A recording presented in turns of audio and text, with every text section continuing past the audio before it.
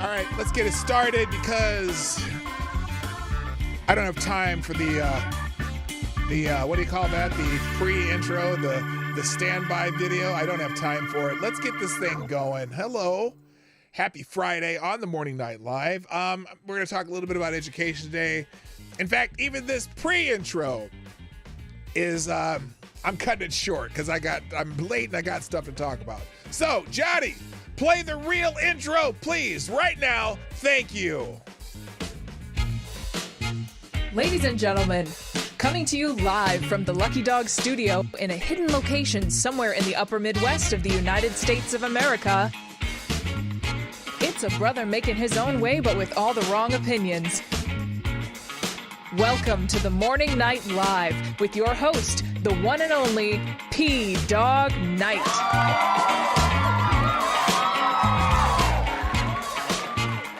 All right, enough of that. Stop the music, please. Let's go. Welcome, everybody, to the Morning Night Live. I'm your host, Marty, and something's wrong here. What's that? Why am I not on the screen? There we go. Hi, welcome to the Morning Night Live. I'm your host, Marty, also known as P-Dog Knight on the internet. Welcome back to the P-Dog Knight channel on this funky Friday. Oh, yeah. I'm only playing that jam through the hellos, so don't worry. It's not going to get too tedious. But that music sounds good to me. What up, everybody? It's Friday, the 19th of May, 2023. Let's get it on. Say good morning to the folks. Then we'll get into the news. I'm not going to spend a whole lot of time on fluff today. It's going to be a lightning round Friday until I get to the main topic, which is education. Spell it however you want because most kids can't read it anyway. Anyway, good morning first to our friend Advocatus Diabli on Rumble who gets the bell. Also, hello Cannibalistic Wizard, Sully209, Mike Savage, Blarg, and Jimmy Das Hotep.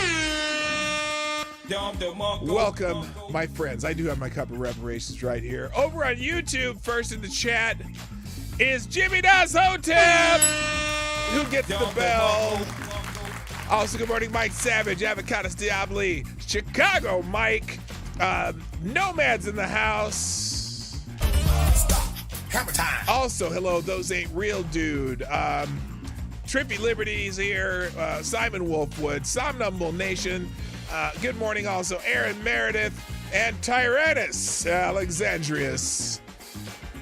The Invictus Leech. I almost said Tremere. I had to read when I'm doing this. Welcome, Tyre Alexander.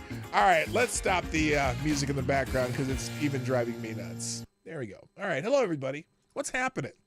I hope you're having a wonderful morning so far. The weekend's here. I'm gonna be having a garage sale this weekend because I collect a lot of extra stuff, and now I got to get rid of it. And besides, I need the money. So anyway, Rotten Corpse, nice to see you here. All right, so we're gonna, and I'm okay. On a personal note, my hip ain't working very well. If some of you already know this, but I have a major problem with one hip and one knee, and I'm probably at a point where I got to have my hip replaced. And that makes me feel old. Until yesterday, I was talking to a guy at work because I limp pretty badly right now. And I was going to wait till after my son's wedding, but I don't know if I can do that. I might have to do it before. I have to do it whenever they can schedule it. But if they schedule it before my son's wedding, then I'm going to have to wait. But next weekend, I'm going to be walking all over northern Michigan. We're going up to the UP. Well, kind of the UP. We're going to be crossing that bridge that connects the UP to the LP, and because we're going to be staying in what's that town? Not Saginaw. What is it? Mackinac City, and then we're going to check out the island and check out 3 of the Great Lakes while we're up there because they're all within kind of a short drive of each other, and maybe even a few waterfalls and whatever. We're going to see what's up there. We've never been there. Looking forward to it, but. Yeah, I'm at the point. I'm on my 3rd cortisone shot over the last couple of years, and I might have to just finally go and get the damn thing fixed. And I'll probably be a lot happier for it. I'll probably make it easier to golf and whatever, and just walk in general. And so everyone I know who has had it done says that they waited too long, and I know that I've waited too long, so it's probably going to happen. Awesome. We can count in the bone rings to see how old P-Dog really is. Yeah. We'll have to see that. I mean, although I know I've met my mother who birthed me, because a lot of you know I was adopted, but I've known her for probably since 2003. And so we know exactly when I was born. So I know how old I am. I'm telling you the truth whenever I tell you how old I am. So anyway, we'll do. I may or may not stream after that. I'm not even sure when it's going to happen, but it's got to get done. So anyway, real quick, a couple thank yous. Thank you, Somnambul Nation, Jimmy Das Hotep, and Ranting Monkey, who retweeted my show this morning. Monkey, are you here? No, you would probably said hi by now. I didn't see you when I scrolled in, but thanks for doing that, everybody. We are.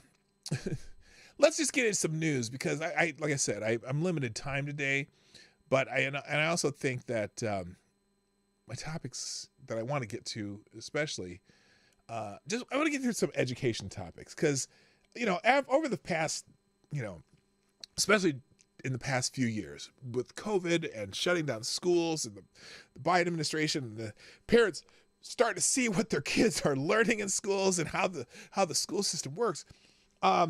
It's probably a topic we need to talk about more often. And it's like the big question that is I had in the, here's the pre-intro, the header today. I know it's up in the left-hand corner or right-hand corner there, but who decides what's best? Parents or unions and teachers, or unions and bureaucrats? Because for some reason we've had this thing where it seems like the unions and bureaucrats are the ones who think they're the ones who decide what's good and what's not good for your children. And I think the balance of power has been kind of out of whack. And I think people started seeing that, especially during COVID, when they were seeing some of the shit that their kids were being taught. And then, and also lately, as people have been going on to protest some of these school boards and whatnot, just how much these people think they're not your kids. Like they think our kids are their kids and they're the ones who should control everything. And they're the ones who, do whatever. Kingslayer Damocles, what's up? Nice to see you in the chat. So I've just got a few examples, some education stories that are out there right now that hopefully we'll get to in time enough to get through all of them. So, but we're going to start with, I vote for unicorns. Let them decide. Yes. No, we're not going to let the unicorns decide. Okay. If you find a unicorn, just tell them, stay away from my kids. Okay. Stay away from the kids. Well, my kids are grown. In fact, my kids are starting to have kids of their own. I have the one grandbaby. Hello, Maddie. What's up? So that's kind of the theme today, but there's a lot of news that I want to get to before that. Things are trending, articles that people are sharing, and that maybe you have seen so far, or maybe you haven't. So we'll get to that first. The one, wait, what happened to Ace? There it is. The one that I had a good chuckle about this morning, has to do with a former governor of state who is trending this morning. And so on Twitter, he's trending on Twitter, and that would be none other than Governor Chris Christie, formerly the governor of New Jersey, who has decided that he's going to run for president. And I'm like, what? Who had that on the spinning wheel of choices? I don't think it's, hello, Stefania, what's up? Nice to see you. Who had that on their list? So people are making fun of the fact that Chris Christie is thinking about running for president. And so I saw some things on here. First of all, Cat Turd, that guy that does the weird stuff. He's the weird. He has a podcast though. It's supposed to be pretty popular. Excuse me. Republicans rumored to be announcing to run for president next week. These people are rumored to run next week. Now, Ron DeSantis, there's an article about that. Chris Christie and Mike Pence and the Fly. I don't know what and the Fly means, but that's weird. Oh my God, it's all but official. Chris Christie will run for president, the anti-Trump GOP candidate. And then down here, someone says, did you hear Chris Christie is preparing to run for president? And then this terrible, I think this is a fat shaming joke. I think so. Chris Christie dies in a terrible skydiving accident. Now I don't know if that's funny or not. I'll let you decide. There. Oh, so you do think it's a little bit funny. Anyway, let's put some odds in the chat today. Okay. Let's put some odds in the chat. The odds of Chris Christie. Oh, the head fly. Gotcha. Okay, thank you, Stefania. That flew right by me. No pun intended. Yes, the pun was intended. Okay. Anyway, what in the chat? Here's what I need you to do. In the chat, please let me know. And we're going like a scale of 1 to 100. So a percentage, the percentage chance, the percentage chance. Now remember the percentage between 1 and 100. 1% is extremely low. 100% is 100%. The chances of Chris Christie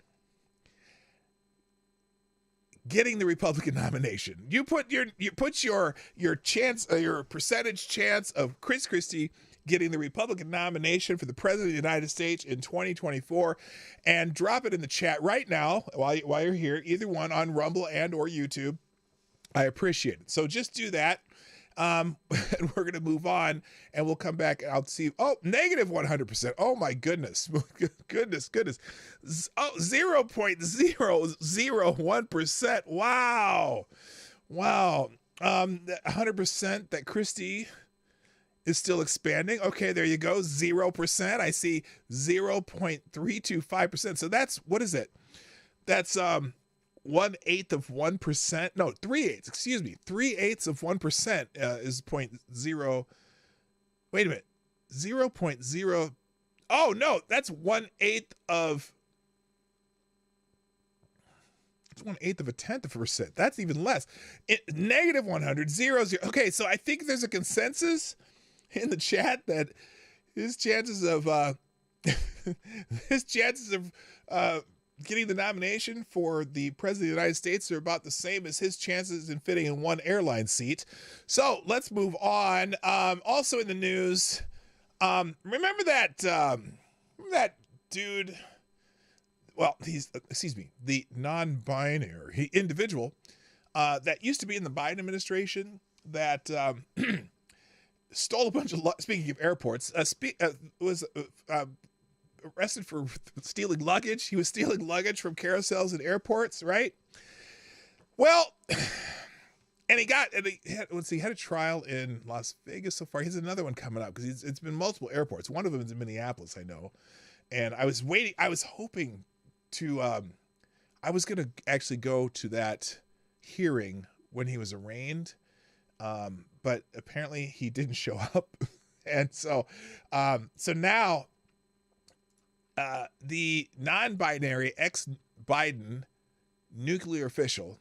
Now, I don't know if that means he's ex-Biden, as in, or does the ex-nuclear official, because that's a really weird way to write it. Non-binary ex-Biden nuclear official arrested as fugitive from justice following luggage thefts. One of the U.S.'s, and thank God this article, which is from ABC 7. I don't know what city this is in. Whatever, it's a local station. But anyway, here's how they start the article. One of the U.S.'s first non-binary federal officials, well, oh my gosh, thank God they made that clear, has been arrested after they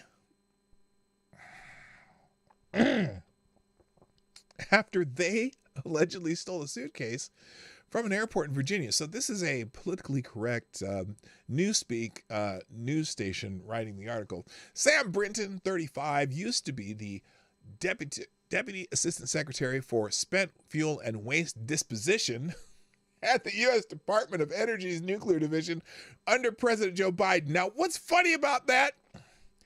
Not only is the first non-binary, one of the first non-binary federal officials, first of all, in any administration, but he's also the first Deputy Assistant Secretary for Spent Fuel, Waste, and Disposition that anybody on the planet knew their name, because nobody gives a shit about that position. But because he's non-binary, because Sam Brinton is non-binary, there was a big deal made about him. Kind of like the what's the Undersecretary of something health that is used to be the health secretary of Pennsylvania. No one ever used to know who the second in charge was. They only knew who the head of the department was. But because they're special, a little extra special, then we absolutely know their name. Anyway, The Department of Energy told the National Desk on December 2022 that Britain was no longer a DOE employee after Britain was accused of several thefts at different airports. And so now the Montgomery County Police Department has confirmed that Britain was arrested. This is stupid. I hate this. At their home in Rockville, Maryland.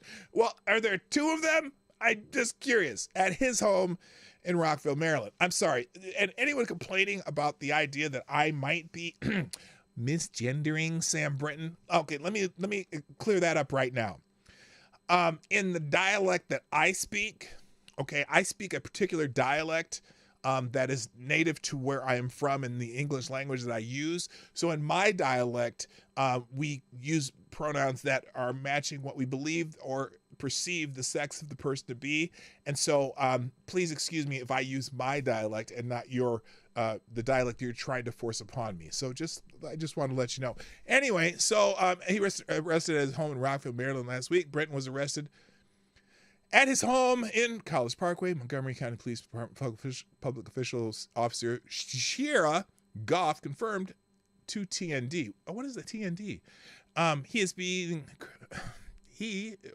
They are being held. They is being held because it's still a single individual. So even if you use they, them pronouns, you still need to use singular verbs. So they is being held because that's not they are, because they are would be multiple people, right? Are there rules for that part of it too? Do I have to use plural like other, connecting things for the sentences? I don't know. Does anybody know for sure? Because why would you say they are? No, they is. Does that make sense? Good morning. Why are you so angry? Nice to have you back. It's been a while. Is Select the Boy here? Oh yeah, Select the Boy's here. Hello. There we go. Boy. So anyway, being held in the Montgomery County Central Processing Unit on a no bond status as Sam waits. I'm going to say his name every time because this doesn't help anybody. Also, the other part of it is most people who speak English speak a dialect similar to mine. So I'm just doing it for your own understanding because otherwise it's very, very confusing to those people who speak my dialect. And here's the thing. Here's the beautiful thing about me speaking my dialect of English rather than using what this particular publication or anyone else does. If I speak my dialect of English, most people understand my dialect of English, even if they use Newspeak, okay? Even if they use the new cool dialect that they've come up with to make people feel better about themselves, they still understand my dialect. Otherwise, they wouldn't be able to complain about me so-called misgendering anybody. So in my dialect, this is how I speak. And so I just don't want you to force me to speak your dialect just to make you happy. If I go to New Orleans and someone's using that, Creole dialect, whatever, I don't correct them on how to speak their version of English. I just go along with it, try to understand it, and move on. So you motherfuckers can suck my... Never mind. Anyway, hi, JB. What's up? So anyway, Sam Brinton's arrested, and he's probably been missing at a few of these arraignments because I don't remember the arraignment in Minneapolis that he was supposed to have because he also did it in our airport. Anyway, all right, let's move on. Next.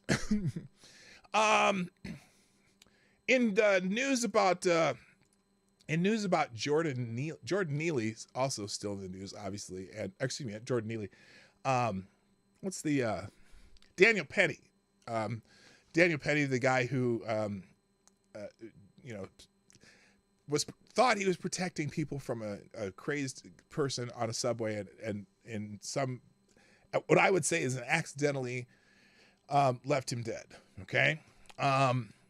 So apparently one of the witnesses has spoke out in this case so far. Witness to Jordan Neely chokehold death calls Daniel Penny a hero. New York passenger says Marine vet cared for the people and that is his crime. Okay. I'm going to say this again, my personal opinion. Hello, Special Can't Ask, by the way. As you know, my personal opinion on this. Unfortunately for Daniel Penny, okay, he certainly probably, I believe that he was doing a good deed, that he was protecting passengers from a very aggressive passenger who seemed to be in the brink of attacking people or whatever. I believe that. Absolutely, 100%. I also believe it's unfortunate that in the process of doing that, he did kill a person. Okay.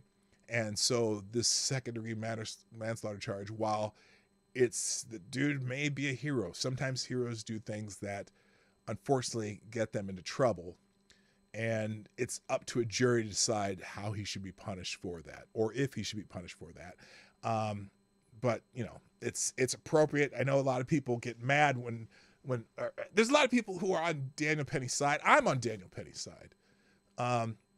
I think what he did was probably very important, because especially things that are happening on subways every day, people getting attacked, getting people punched, whatever, assaulted or whatever, robbed, whatever. But in any case, he went a little farther than he probably should have. And that's why they're going to court. Okay. So anyway, a retiree who witnessed Marine veteran Daniel Perry's fatally choke an erratic homeless man on a train earlier this month called him a hero and slammed Manhattan District Attorney Alvin Bragg for prosecuting him. I think this is one of those cases where, and here's the thing, Bragg is doing his job. Problem is, Bragg doesn't usually do his job. You know what I mean? They let a lot of people go for a lot of crazy shit. And maybe that's the bigger problem. Is Bragg, suddenly finds room to do his job, maybe because he's afraid of the protest, which is probably a part either. Anyway, he's a hero, said the passenger who has lived in New York City for more than 50 years. Witness who described herself as a woman of color said it was wrong for Bragg to charge Penny with second-degree manslaughter. It was self-defense, and I believe in my heart that he saved a lot of people that day that could have gotten hurt, she told Fox News Digital. Jordan Neely, 30, who suffered mental illness, stormed on the northbound F train about 2:30 p.m. on May 1st, screaming and threatening passengers, he said. I'm sitting on a train reading my book, and all of a sudden, I hear someone spewing this rhetoric. He said, I don't care if I have to kill an F. I will. I'll go to jail. I'll take a bullet, recalled the woman who's in her 60s. Terrified passengers crowded towards the exit doors. So anyway, and she said, I'm looking at where we are in the tube. Oh, when she says tube, she's been in New York for 50 years, so why would she call it a tube? That's kind of a British thing. The tube, or in Scotland, they call it the tube. And I'm like, the tube? What the hell's a tube? Oh, that's Scottish for tube. Anyway, we're in the tube and in the sardine can, and I'm like, okay, we're between stations. There's nowhere we can go, she said. The people on the train, we were scared for our lives. So it's interesting. And then Penny stepped in when Neely started using the word kill and bullet. All right, so that's going to be, I thought for self-defense, you always had to prove that it was really self-defense. Could be wrong. Well, that's just it. You kind of do. But sometimes, I think in some states, protecting someone else is also considered self-defense. I'm not sure. There's a name for it, but I don't know what it is. So anyway, so it's interesting. There are people who are passengers who will probably be called as witnesses. And that's a really interesting twist. The people on the train are going to be part of this court case, I'm sure. So it'll be interesting to see what a jury does with this. And in fact, this witness said this isn't about race. This is about people of all colors who are very afraid of a man who were very afraid and a man stepped in to help them. So there's more she said. You can read it in the article. It'll be in the links at the end of the show. Next up, in Florida, Walt Disney Company. Well, I don't even call it Walt Disney Company anymore because it's owned by somebody else. In all states, the state has to prove it wasn't self-defense. True. Yeah, that's the other thing. It's the state's job to prove it wasn't self-defense. It's not the accused to prove it has to prove it's self-defense. Thank you that is an excellent clarification, King Damocles. Good morning, Rick Ashbringer, by the way. All right. When you act in fear of your life or fear of another's, that is self-defense. Yeah, and technically, I guess that's correct, but it's also, I'm not sure how it is from a legal standpoint. I guess you're right. So All right, in the state of Florida, Disney apparently is pulling the plug on a $1 billion development in Florida. Very interesting.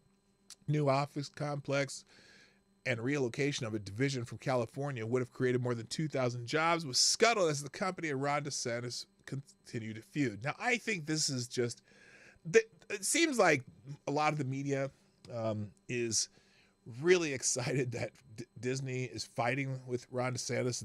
Anything that goes bad in Florida, they kind of celebrate. And so this is one of those things.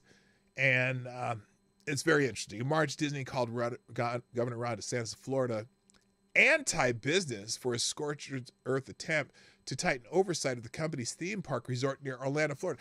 Okay, that's interesting because part of the issue in Florida is Disney basically had free reign over the area. They had a deal with the state where basically they were their own county government. And so it's, and there's some tax things and whatever. And I don't like the idea that the governor can go and retaliate for whatever, but I don't know. Look, he didn't do it on his own. The state legislature, which is democracy that they like to talk about all the time, voted on all this stuff that they're doing with Disney, right? And revoking their, whatever the status is, where they were their own government. They were basically their own state within a state because they govern themselves. And so they revoked this govern themselves idea. And so now it's a fight with Disney. And now Disney's going to pull out $1 billion worth of construction or whatever investment in Florida. So anyway, Disney called Governor Ron DeSantis Florida anti-business. No, just anti-Disney, because it didn't seem like the other businesses are fighting with Ron DeSantis. And none of the other businesses had their own special government status. So, it's not anti-business, just, Disney's basically, but Disney's giving the big finger to Ron DeSantis too. So they're it's a silly fight to me in a way, but anyway.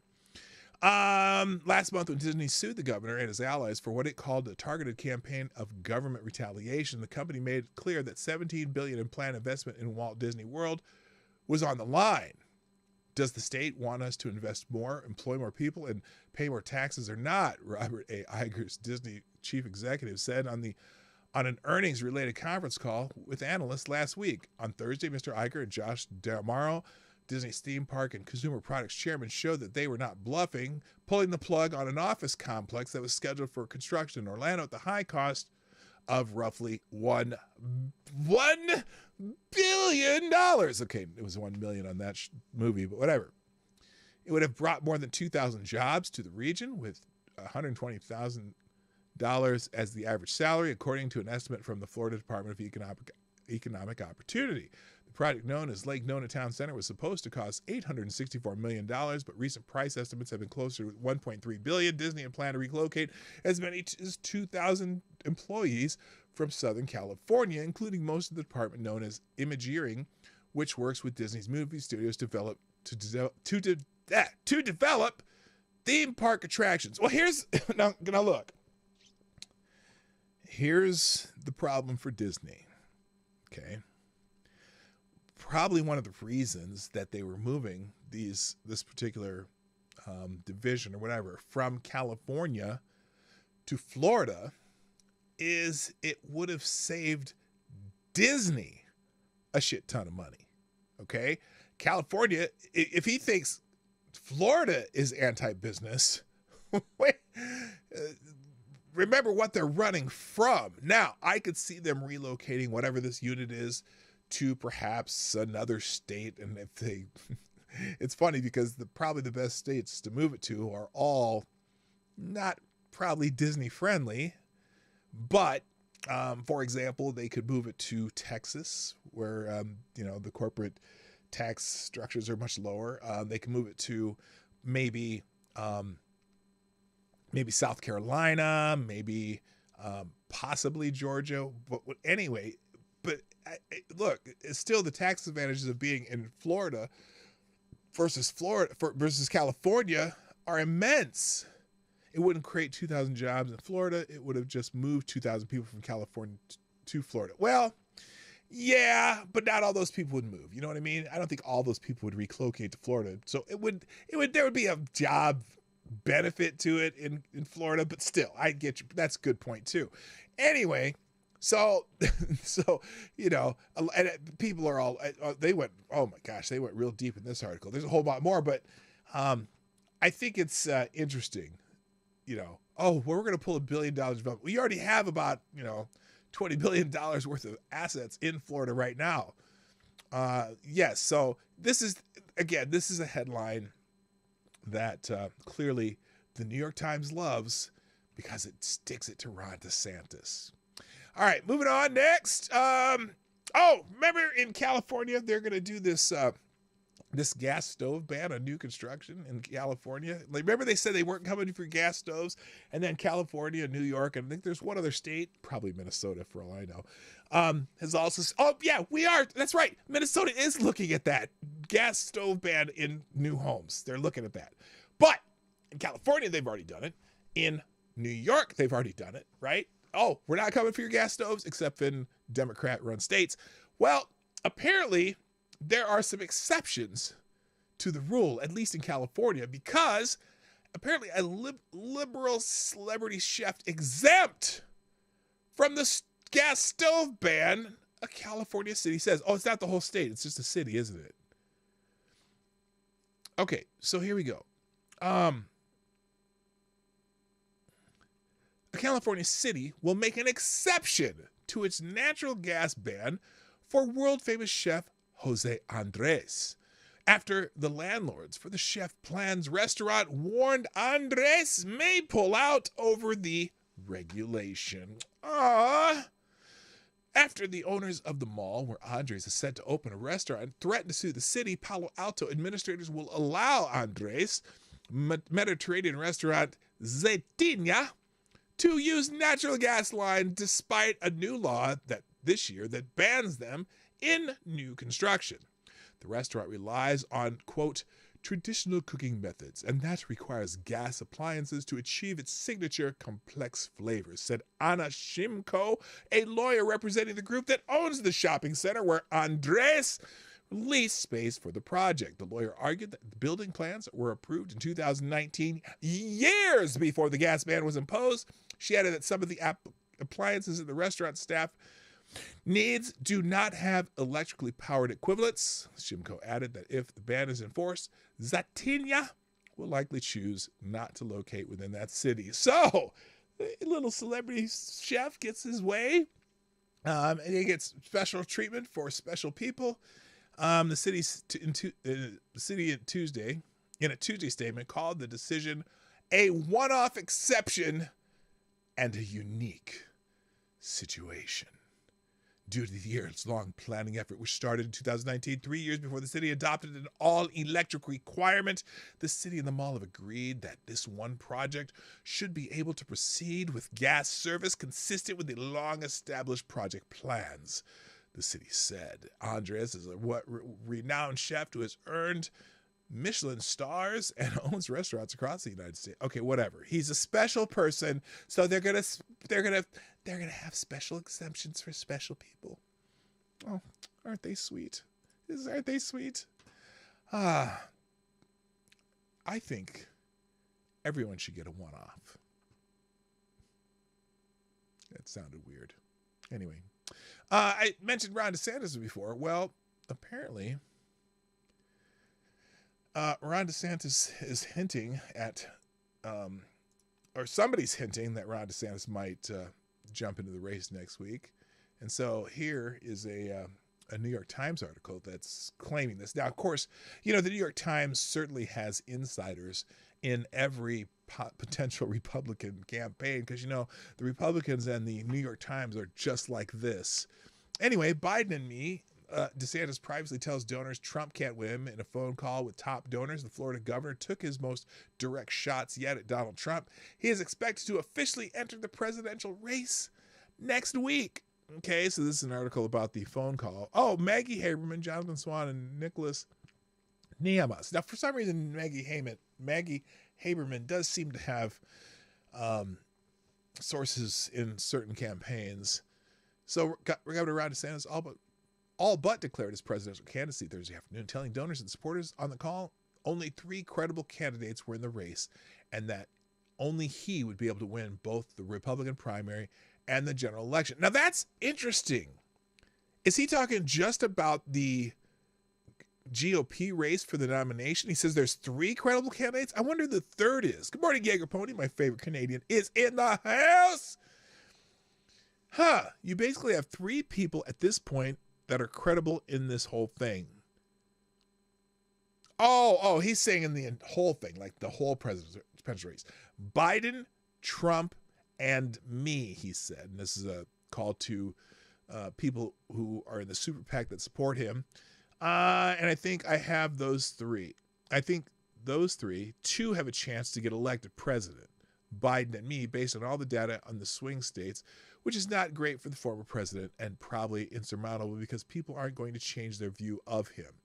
Yeah, that I think it might be Trump's biggest problem, is that there's a lot of people. Look, if it's between Trump and Biden, I think that a lot of people who have lost their patience with Trump and his bombastity might hold their nose and vote for him anyway because Biden's so bad. I think Biden has the worst approval rating of any first-term president at this time in his presidency. Now, who knows? There's a whole year where that can change, and certainly the media is going to do everything to, blow rainbow dust up your ass to make you think, Biden's the best thing since Hillary Clinton, the most qualified person ever to run for president. But anyway, they'll do all their tricks. They'll only report on good things for Biden. They'll only report on bad things for whoever the Republican nominee is. But I think the people who actually, live in this country probably would say FJB, right? Most people are saying FJB, and you might be able. I wish Rand Paul would run. Yeah, I don't think it's time for Rand Paul though. There's too much. These 2, Trump and DeSantis, take up way too much air in the room, and also, unfortunately, even though Rand Paul has been right about so many things, I don't think Rand Paul. I mean, you think I think. He might get as much flack for the media. Well, all Republicans do, but he might get as much flack as Trump does. More so than Ron DeSantis, even though they hate Ron DeSantis too. I don't know. Anyway, so the big news out of this, because this long piece about whatever what he said to his super PAC, looks like Ron DeSantis might be declaring in the next week or so. That's the hint. All right, next. Now this is just a stupid one. In the Washington D.C., apparently, it's bar exam time. And apparently they're going to require all test takers to wear masks for the 12-hour exam. Mandate comes in the wake of findings that masks harm concentration and mental performance. So anyway, the Washington, D.C. Bar will require all applicants to wear masks when they sit for the city's 12-hour bar exam in July, according to test instructions reviewed by the Washington Free Beacon. At this time, applicants will be required to wear masks fully covering their mouth and nose during the exam. The District of Columbia Court of Appeals, which administers the test, told registered test takers in a Thursday memo. Any additional COVID-19 safety and test and health procedures will be announced closer to the exam. Why? Why? I don't know. Anyway, tall person, what's happening? Nice to see you. And Empire Actual, who the hell is that? I am so predictable that I changed my hacker handle, and people know it's me. LOL. Who might that be? I don't know who it is. I mean, you've been here before though, so that's cool. Anyway, yeah. So the requirements comes on the heels of a German study that found masks expose users to toxic levels of dioxide, which can cause difficulty concentrating, reduce cognitive performance, impair decision making, and reduce speed of cognitive solutions. It also follows a study by the Cochrane Review. The what? also follows a study by the Cochrane Review. Long consider the Bible. Shut up. Or, what is it? I don't even know what that says. Anyway, they're going to make people wear masks long after the World Health Association has said that the COVID pandemic part of COVID is over. They're going to make him wear masks to take a 12-hour test. Brilliant. Okay, next, the FBI dropped probes. Oh, this is more on the Durham report. FBI dropped 4 probes into Hillary Clinton. Oh, my God. I'm sorry. Let's start that one again. The FBI dropped 4 probes into Hillary Clinton. Ew. Ew.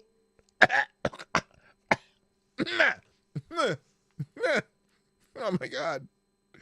Where's that button? Here. Resist, we must.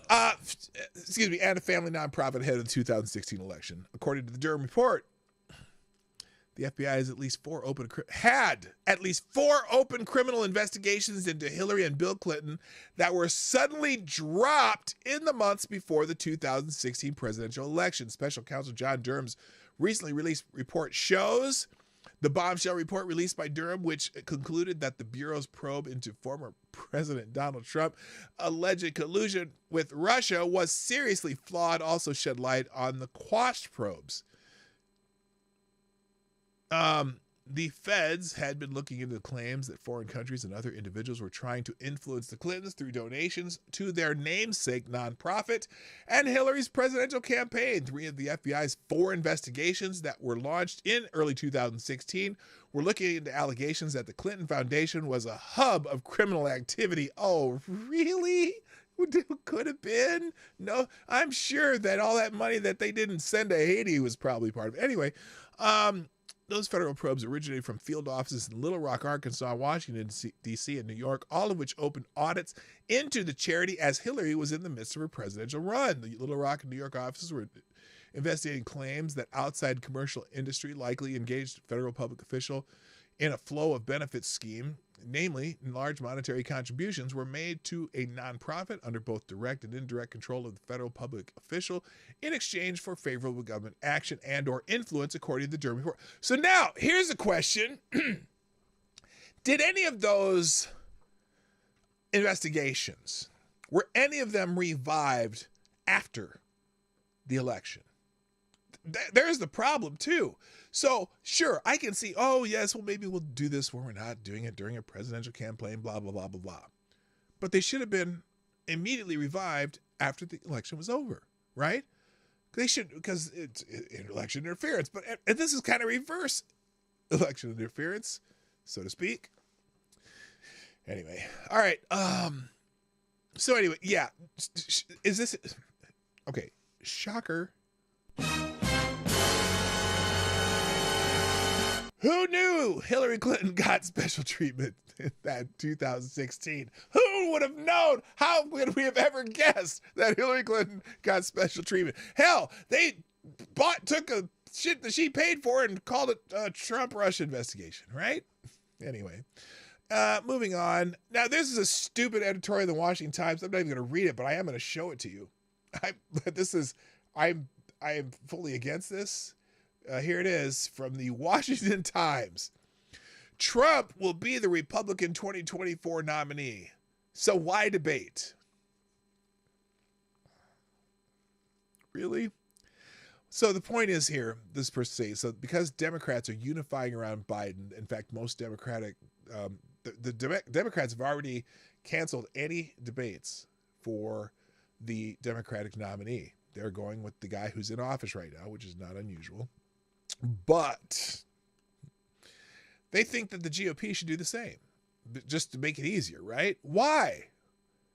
Now, this is an opinion piece by Representative Wesley Hunt. I'm pretty sure he's a pretty heavily pro-Trump person. But no. And you can, if you want to read the reasons, I'm not even going to read them. I know what his reasons are.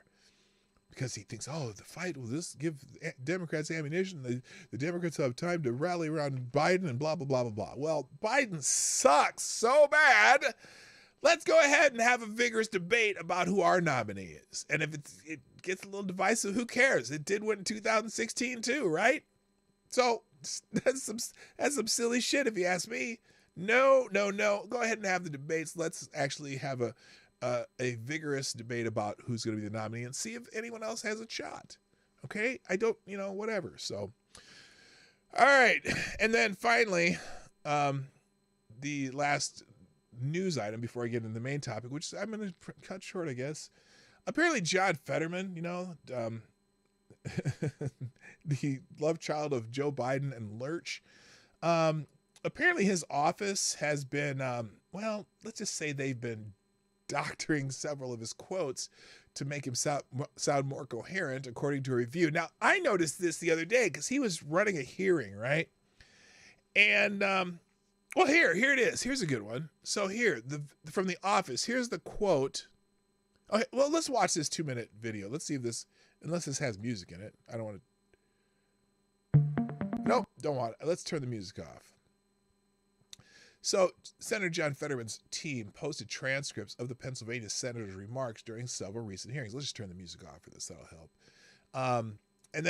But they didn't exactly match what he said verbatim. In fact, but Fox News Digital discovered that the transcripts did not match some of Fetterman's comments. Interesting. We'll just play. Let's move this. What's left? Nope. There we go. So Fetterman's office quote: "I'm really excited about whole home repairs here in Pennsylvania. One of my friends, Nicholas Saval, in the Senate, shepherded it, and he got linked up with the Republicans, and they actually created one of the first kinds of a program like this in the nation." Okay, that's how the Fetterman office sent out the quote. However, is this here? Is he saying this? Wait. Oh, here. And, hang on. Let's go back. I'm going to go back to that because I want to. Listen to what he actually said, because it's one of the as hard left of a politician I'm aware of. Certainly in the Senate, was really helped shepherd that, and he got linked up with the Republicans, and they actually created the first kind of a program like this in the nation. Oh wait, now he kind of said that. And, so that's what they wrote. But then they're going to show the next quote here, which is a little different. One of my colleagues, Mr. Vance, talked about, well, if there's a lick in the sending, well, what if you don't have the money to fix that? What can happen? I'll show you how they translated this. And one. I come from a community now in Braddock, Pennsylvania, where there's a lot of your home can go bad quickly if you weren't having those kinds. And so, I'm a big, I'm incredibly, I think I'm excited that could take from Pennsylvania and go federal. And what else do you think it would be? You think it would be if that was be able to make that federal? And we just need to make it legal in that. So all right. Now, did you read what they quoted that as to be? If you couldn't read it, let me go back. Make that federal. I come from a community. Wait. So he said, I come from a community here in Braddock, Pennsylvania, where your home can go badly really quickly, and I'm really excited that we can take something like that, which is happening in Pennsylvania, and make it happen federally or something like that. Next quote. Hang on. I think it would be if that was the last minute here. I just believe it's freedom. I believe it's a freedom issue for people, and I believe that it's making the legality. And I've been given hundreds and hundreds of people pardons, because of having their lives ruined by having a BS charge, and that's what I was about. So anyway, and that's the way the media. Here's the problem. It's also the way the media has been printing them. So they've cleaned up what he was trying to say rather than what he actually said. And, I don't know if that's appropriate or not. I can understand why they say here's what Mr. Fetterman was saying without putting the quotes in there. So anyway, he's struggling a little bit to communicate. I don't think his brain doesn't work. He just can't verbalize things. It makes it tough to understand what the fuck he's talking about when he's in the Senate. So there you go. All right, let's get into the main topic today, because I know you've been waiting with bated breath. So here's a few education topics. And the first one here is apparently there's a New Hampshire Democrat who thinks parents should just shut the fuck up. Okay? Now, that's not a quote. I'm not, cleaning up something like John Fetterman. In fact, I'm dirtying it up. But here's the article in the New York Post. New Hampshire Democrat Tommy Hoyt tells parents to shut up about Parents' Bill of Rights, because they're trying to pass a Parents' Bill of Rights in the state of New Hampshire. Democratic New Hampshire State Representative Tommy Hoyt lashed out at a parent who urged him to support a proposed Parents' Bill of Rights in the Granite State this week, telling the person to shut up. A parent of 4 emailed Hoyt imploring him to pass SB 272, a bill that seeks to establish a Parents' Bill of Rights that would prevent public schools from withholding information about their children, the New Hampshire Journal reported Thursday. Hoyt responded to the message angrily, arguing that stupid 19 pandemic has demonstrated that parents are, quote, incompetent teachers, end quote, and shouldn't be involved in their children's education. Well, isn't that special? So, quote, do you need to know why children's results tanked during COVID? Their parents were incompetent teachers. Oh, really? That's fabulous. Do your children a favor. Let the teachers teach and shut up. You're clearly no professional. Hoyt emailed the parent. Wow. Kettles and mirrors weren't available for comment. Anyway, the New Hampshire lawmaker confirmed the authenticity of the message to the New Hampshire Journal, telling the outlet that he probably could have used better words. Oh, you think? Maybe? The way I feel is that children's test scores and school performance dropped off drastically because they didn't have teachers. And parents thought that we can replace them and tell them what to do was not effective, he explained. Well, I thought this distance learning was supposed to take care of all that, right? They had teachers. It was distance learning. What's the changes now? I don't even get it. Sorry, Representative Hoyt.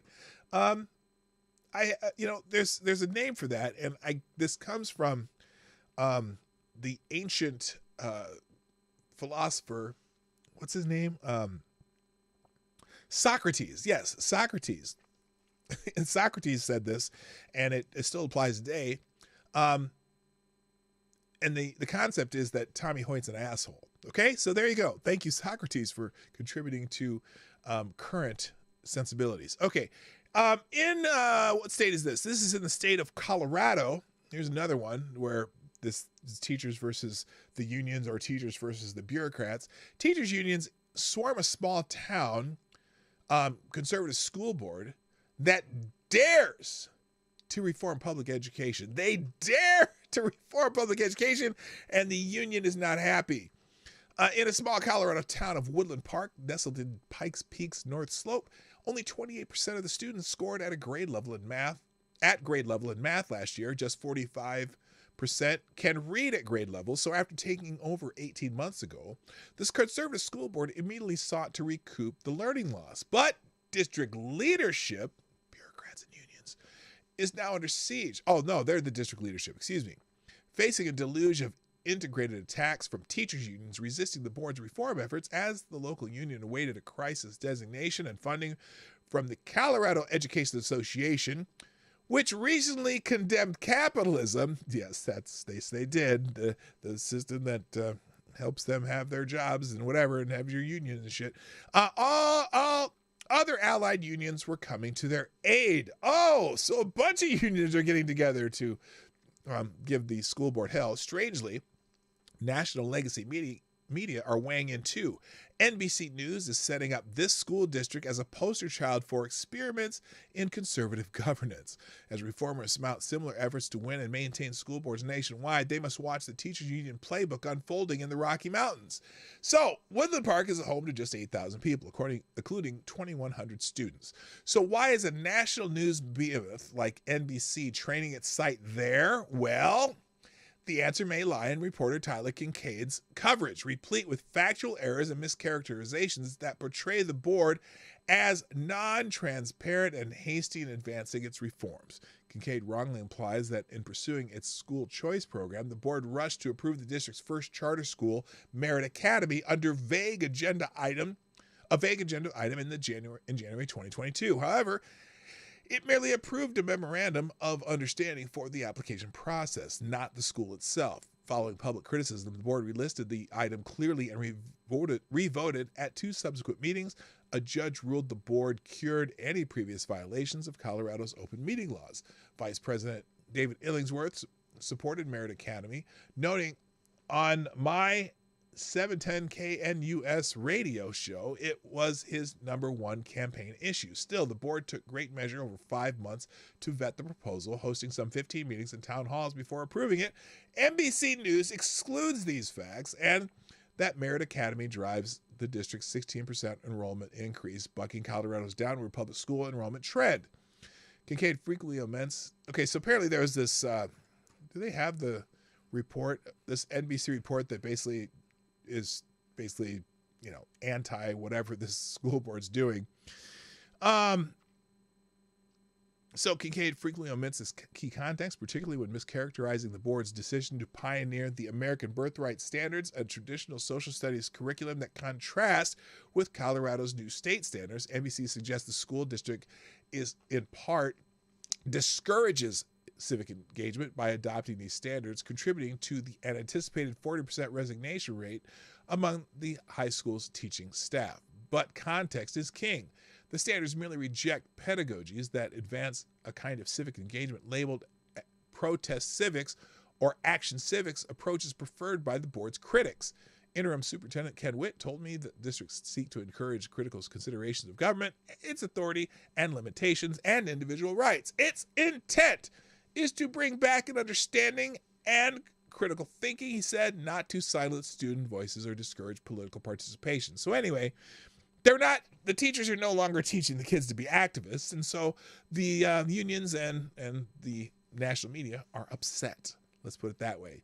So, but anyway, so different unions have been coordinating to fight this newly elected conservative school board. It tells you a little bit about this. And then also, here's what scares the teachers unions. Witt became interim superintendent on January 1st, soon after a failed school board recall attempt. Union leaders were aghast. A former president of Jefferson County Schools, Colorado's second largest district, Witt is no union ally. Union activity ramped up immediately, observed Sean Peekrin, a teacher at Merit Academy who spent 23 years at Woodland Park High School. Witt recently ended the union's automatic dues deduction and terminated the conditions of employment document, which had forced district and union leaders to meet and confer for teacher contract negotiations. This document resembled a collective bargaining agreement, even though the district doesn't have one, and WPEA represents just 30% of Woodland's teachers.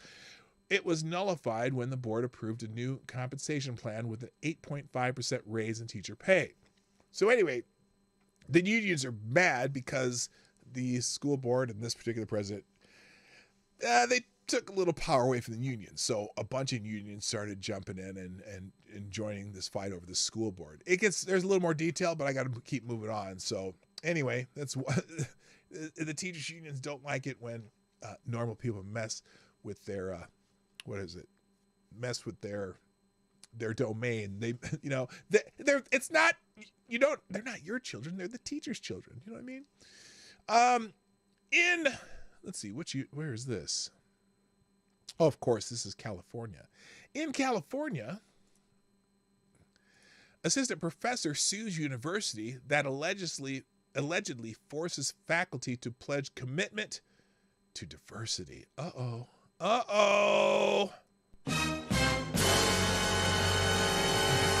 And An assistant professor is suing a California university that allegedly requires faculty applicants to pledge their commitment to diversity, equity, and inclusion policies and ideology. The Pacific Legal Foundation filed a lawsuit Thursday on behalf of Dr. John D. Haltigan, an assistant professor at the University of Toronto, against the University of California, Santa Cruz, alleging that institution violates faculty applicants' First Amendment rights by requiring them to submit a statement displaying their support of DEI, requiring a statement on increasing diversity along racial and ethnic lines forces faculty applicants to agree or pretend to agree with such values, the lawsuit alleges. So here's a quote. UC Santa Cruz DEI statement requirement is nothing more than a rebranding of the unconstitutional loyalty oaths that proliferated during the Cold War. Wilson Freeman, an attorney at Pacific Legal Foundation, said in a press release, universities are not permitted to discriminate against applicants because of their political views. UC's DEI statement screening is a thinly veiled attempt to do exactly that. Well, no, he's not. He was applying to work at UC Santa Cruz, not Toronto. He's at Toronto.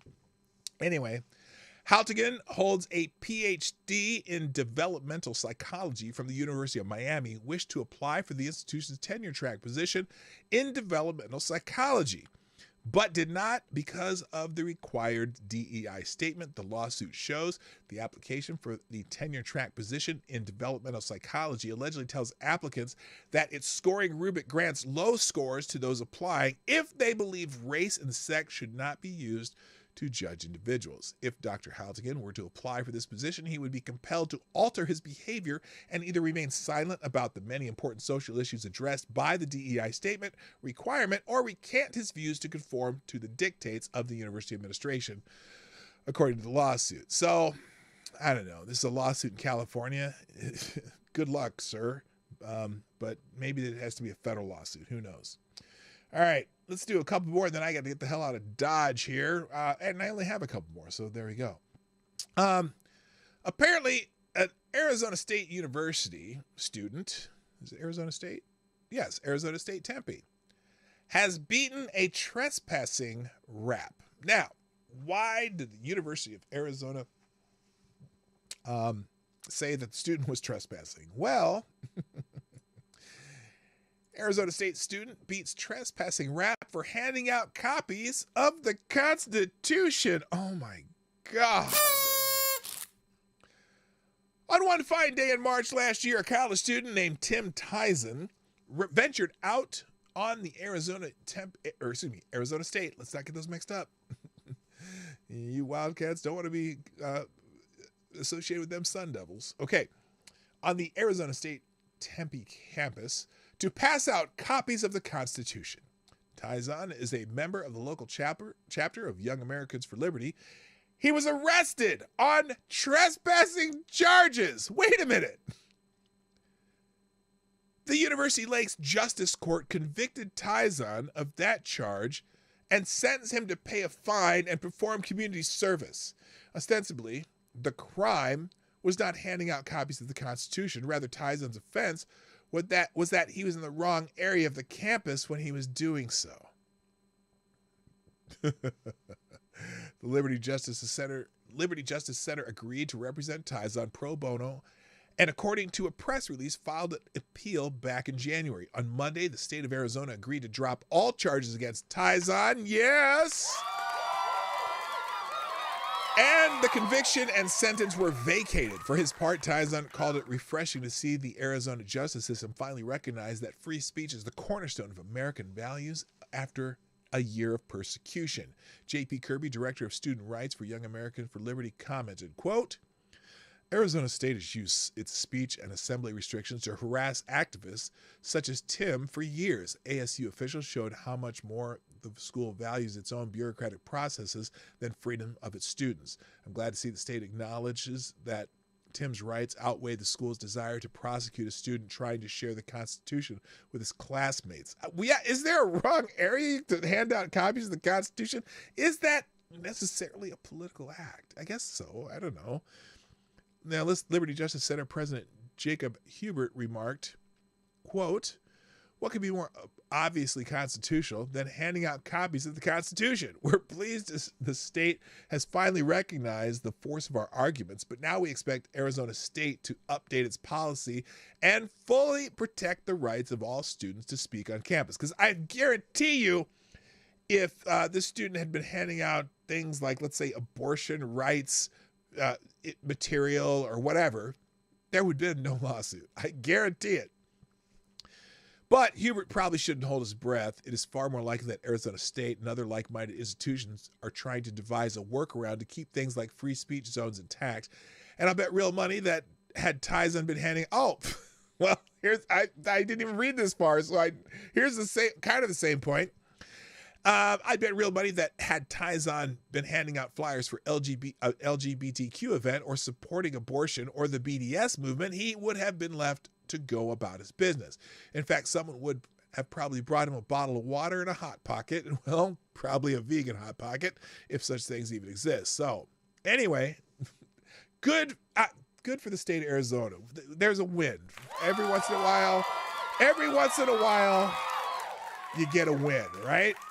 All right, and finally, I actually have two, but this one is just kind of, well, here, let's do this. I'm going to do the video first because, no, I'm going to do this one first. This is sad. So this poor woman that I'm about to talk about has absolutely been discriminated against, and it's unfair. It is completely unfair. They need to make accommodations. They need to fix things so that this woman is no longer discriminated against. And I mean, this woman on TikTok who says, oh wait, I forgot to put it on the screen. "I can't fit in the plane aisle, and that feels like discrimination." Yes. Oh, you even knew Advocate Stavely. She's hoping this idea takes off.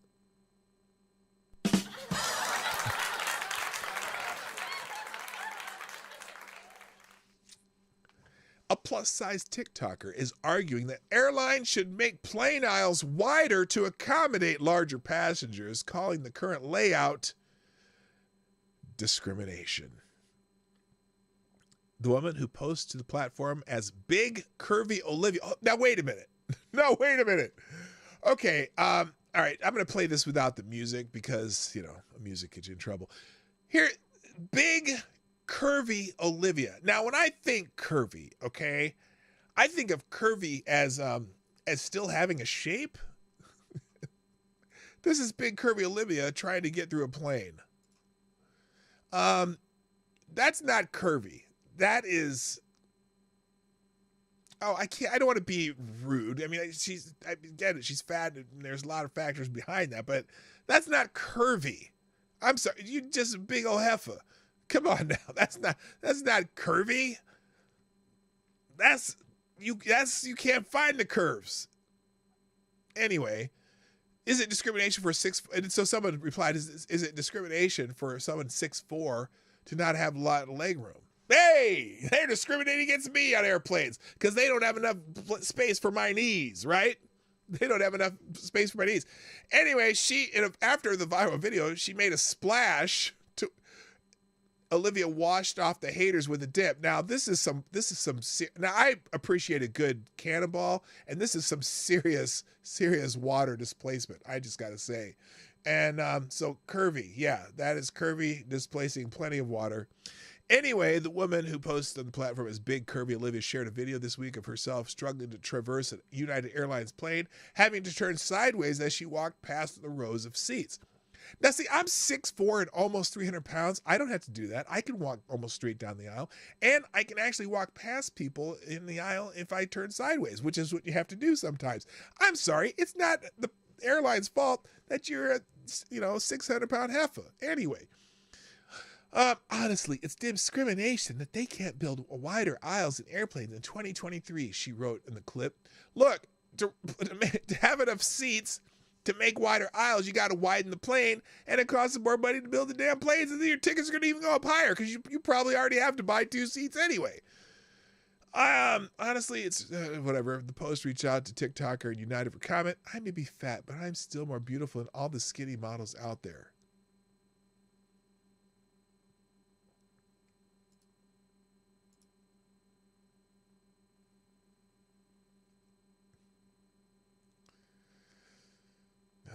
No. You're just a giant human being. You're I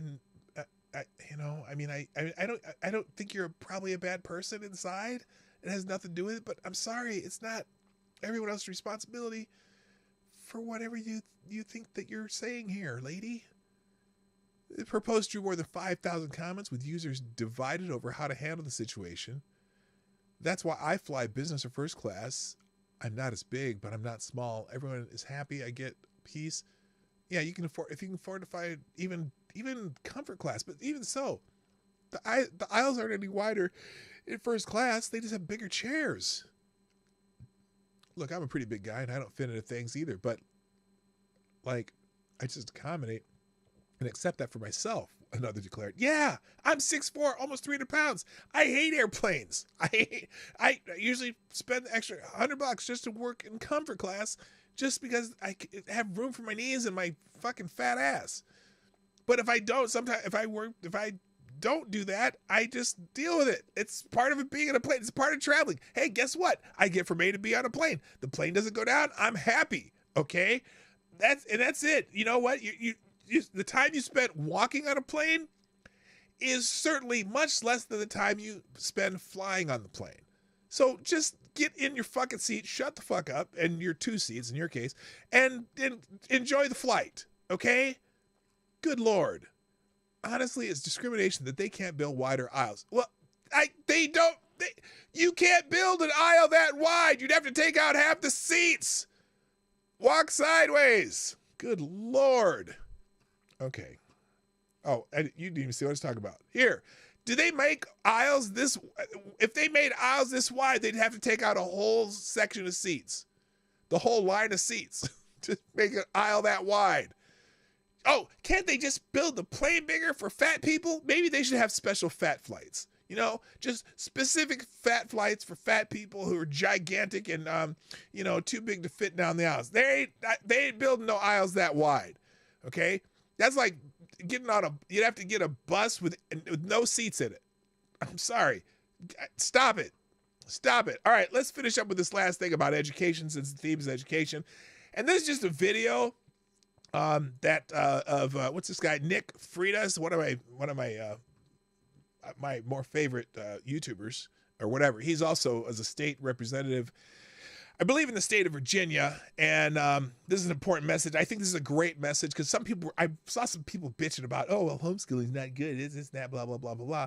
And the state of education, right? The state of education. So I thought this was a good one, and I don't even know if you can, I don't think you can even full screen these because they're shorts. But anyway, here's a good point by Nick Freitas about how the public school system versus homeschooling, but the public school system, and a little point about homeschooling. So here's this one. There we go. On public schools, it's just an observation. Oh, hang on. Public schools are the mass production approach. Let's try it again here so you can see the whole thing. We'll refresh it. All right, this is not a slam on public schools. It's just an observation. Public schools are the mass production approach to education. It wasn't developed with your individual children in mind because it couldn't be.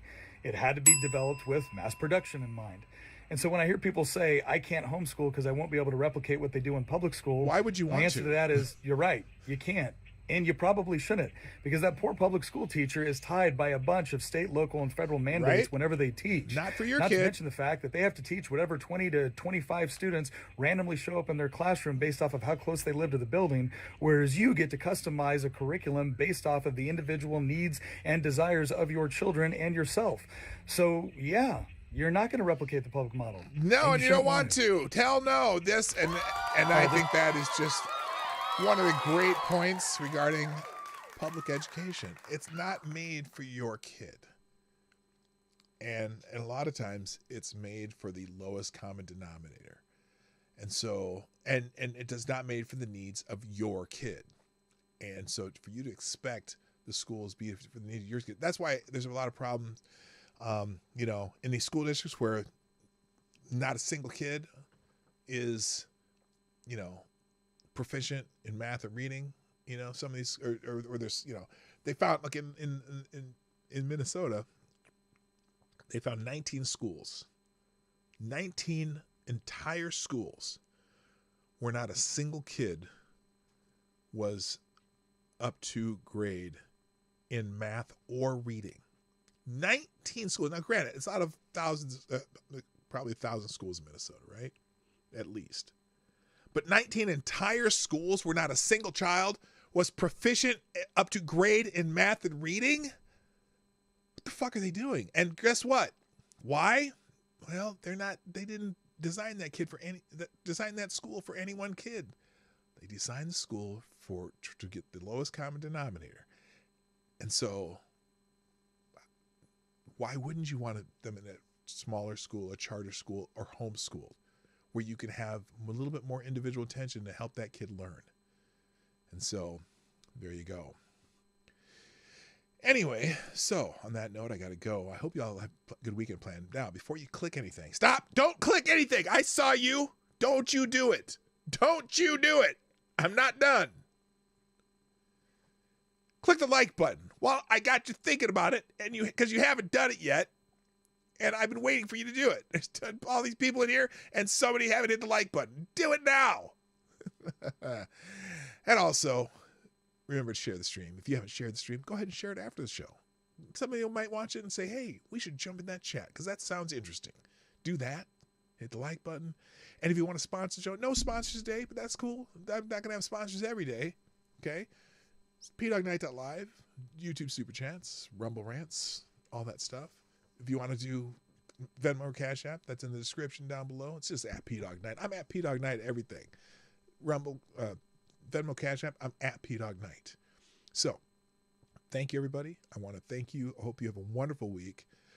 Next week, programming note. Do I have a programming note? No, I think I'm here Monday through Friday next week. Yeah, I am. Even though we're gonna leave for the weekend, but we're not leaving until Saturday morning because we have a long weekend. And my son-in-law's gonna come over next Friday and barbecue for me in the afternoon.